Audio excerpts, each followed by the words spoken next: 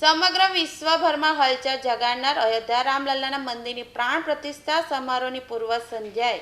સુરતના જાણીતા ઉદ્યોગપતિ ગ્રીન લેબ ડાયમંડ કંપનીના મુકેશ પટેલે અયોધ્યા સ્થિત મુખ્ય મંદિરના ગર્ભગૃહમાં શ્રી રામ જન્મભૂમિ તીર્થ ટ્રસ્ટના ટ્રસ્ટીઓને ભગવાન શ્રી રામલલ્લા માટે તૈયાર કરવામાં આવેલો સોના અને આભૂષણથી મઢેલો મુગટ અર્પણ કર્યો હતો. વિશ્વ હિન્દુ પરિષદના રાષ્ટ્રીય ખજાનચી દિનેશ નાવડિયાએ ગ્રીન લેબ ડાયમંડ કંપનીના મુકેશભાઈ પટેલને અયોધ્યાના વિશ્વ પ્રસિદ્ધ નવનિર્મિત મંદિરમાં બિરાજમાન થનારા ભગવાન શ્રી રામ માટે આભૂષણ અર્પણ કરવાની વિચારણા કરવા માટે કહ્યું હતું,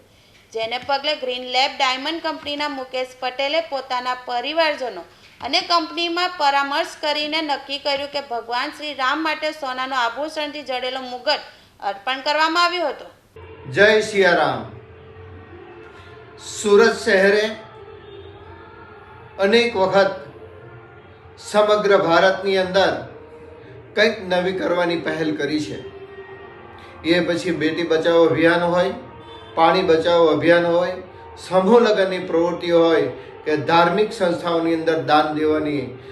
સરણી હોય. આના ભાગરૂપે તારીખ 22/1/2024ના રોજ અયોધ્યાની અંદર ભારતના વડાપ્રધાન યશસ્વી શ્રી નરેન્દ્રભાઈ મોદીએ હૃદય સમ્રાટ પૂજનીય શ્રી રામ ભગવાનની પ્રાણ પ્રતિષ્ઠાનો વિધિ સંપન્ન કરી આ કાર્યની અંદર સુરતના ઉદ્યોગપતિ ગ્રીન લેબના માલિક અને એમના પરિવારે શ્રી મુકેશભાઈ પટેલે રામજીની શિર મુંગટ અર્પણ કર્યો છે. આ શિર મુંગટ અંદાજે 4 કિલો સોનું, હીરા, માણેક, ઝવેરાત આ બધી જ વસ્તુનો અંદાજે 6 થી 6.5 કિલોના વજનનો મુંગટ બનાવીને ગઈકાલે રાતના રામતીર્થ ટ્રસ્ટના જનરલ સેક્રેટરી શ્રી ચંપતરાયજી, વિશ્વ હિન્દુ પરિષદના મંત્રી શ્રી મિલનજી પરાંદે, વિશ્વ હિન્દુ પરિષદના કાર્યકારી અધ્યક્ષ આલોકજીના હાથની અંદર સમર્પણ કર્યો. આ ઘટના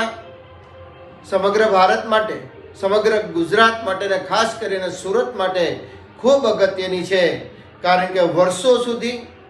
સુરતની ધરતી ઉપર બનેલો આ મુંગટ ત્યાં રામજીના શેર ઉપર સુશોભિત થશે. અમને એ વાતનું ગૌરવ છે